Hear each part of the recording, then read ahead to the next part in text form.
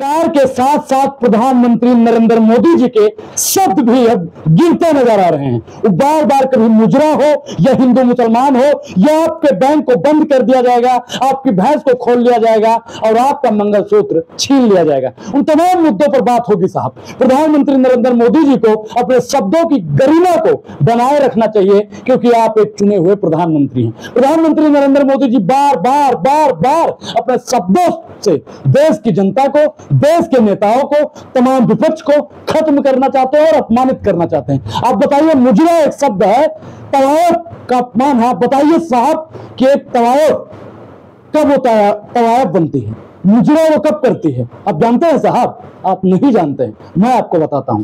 जब रोजगार नहीं मिलता है, जब वो अपमानित हो जाती है समाज से, तब वो मुजरा करने जाती है।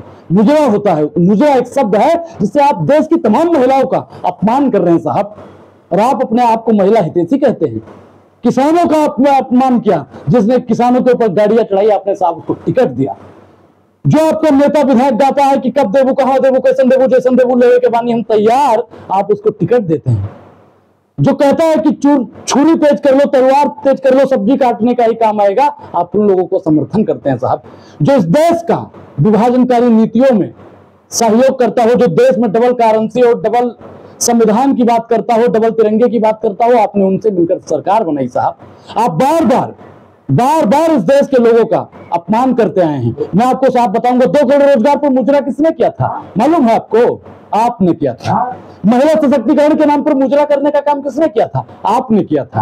आप बताइए, 15 लाख दूंगा, उस पर मुजरा कौन कर रहा था? आपने किया था। आप बताइए, नमामि गंगे की शुरुआत की थी, उस पर मुजरा कौन किया था? आप किए थे। स्किल इंडिया, पढ़ेगा इंडिया, पढ़ेगा इंडिया, नाचेगा इंडिया, कूदेगा इंडिया, कितना इंडिया लाए थे? उस पर मुजरा करने का काम किसने किया था? आपने किया था साहब। उज्ज्वला योजना से आपने महिलाओं को सिलेंडर दिया, लेकिन महिलाओं के सिलेंडर में गैस नहीं जा रहा है, उस पर मुजरा करने का काम किसने किया? इस देश में महंगाई बढ़ाकर मुजरा किसने किया? इस देश के 83% युवाओं को बेरोजगार करके मुजरा किसने किया? इस देश के तमाम दलित, पिछड़ा, आदिवासियों का अपमान करके मुजरा किसने किया साहब? आप बताइए साहब कि परवेश शुक्ला ने जो मध्य प्रदेश में कृत्य किया, आप बताइए मुजरा करने का काम कौन कर रहा था? मुजरा करने का काम आप और आपकी सरकार के लोग साहब करते हैं। आप सिर्फ और सिर्फ देश विरोधी लोग हैं साहब, क्योंकि आपकी सरकार में देश हित में काम नहीं हुआ है। आप कहते हैं कि हमने फलाना चीज बनाया, हमने ढमकाना चीज बनाया, हमने ये किया, वो किया। सिर्फ और सिर्फ हमारे गोंडा से आदम गोडवी साहब हुए थे। उन्होंने लिखा था कि उनकी फाइलों में गांव का मौसम गुलाबी है, मगर ये आंकड़ा झूठा है, ये दावा किताबी है। तो साहब, ये दावा आपका सिर्फ और सिर्फ किताबी है। आपने सिर्फ और सिर्फ, आपके जो भाजपाई के दंगाई लोग होते हैं, अगर कोई सवाल पूछ लेता है, आपने हमारे पिछले में 1-1.5 महीने से लगातार ग्राउंड कवरेज कर रहा था, और आपने देखा होगा किन प्रकार का माहौल बनाते हैं। महंगाई और बेरोजगारी पर उनसे सवाल पूछ लो तो वो भी मुजरा करने लगते हैं और कहते हैं कि कांग्रेस का एजेंडा है। क्या महंगाई और बेरोजगारी का सवाल कांग्रेस या विपक्षी उठाता है? आप बताइए और आप सोचिएगा जरूर। अब टिके रहिएगा इस वीडियो में, क्योंकि साहब ये वीडियो एक एक आज लंगोटा खोलेगा।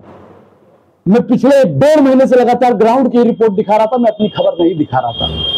मैं देश की और जमीन की हकीकत को रूबरू आपसे करवा रहा था। जो मेरा दायित्व था, जो मेरा फर्ज था, जो मैंने आपसे वादा किया था कि हर गली, हर मोहल्ला, हर कस्बा में जाऊंगा और जितना भाजपा की तानाशाही है, जितना अन्य पार्टियों की तानाशाही है, आपको एक एक चीज महसूस करवाऊंगा। क्योंकि आदिम साहब ने लिखा था कि आइए महसूस करिए जिंदगी किताब को, मैं ले चलूंगा गरीबों की गली तक आपको।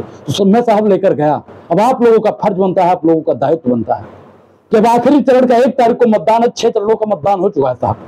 सोच समझ कर वोट कीजिएगा, क्योंकि आपका एक वोट हालात भी बदल सकता है और हालत भी बदल सकता है।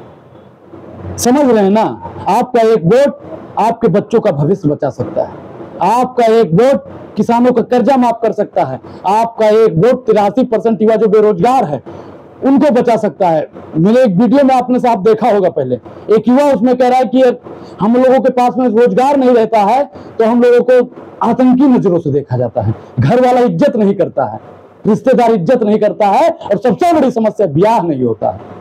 तो साहब रोजगार पर ध्यान दीजिएगा। और कांग्रेस की सरकार से भी मैं कहना चाहता हूं कि आप 4 जून को भले सरकार बना रहे हैं, लेकिन अगर आपने रोजगार नहीं दिया तो अनुराग ओझा आपके भी आंख में आंख डालकर सवाल पूछेगा। पूरी बातचीत पर आपकी अपनी प्रतिक्रिया जरूर दें, और अभी तक आपने हमारे चैनल को ज्वाइन नहीं किया है तो ज्वाइन करना बेहद जरूरी है। शुक्रिया, धन्यवाद।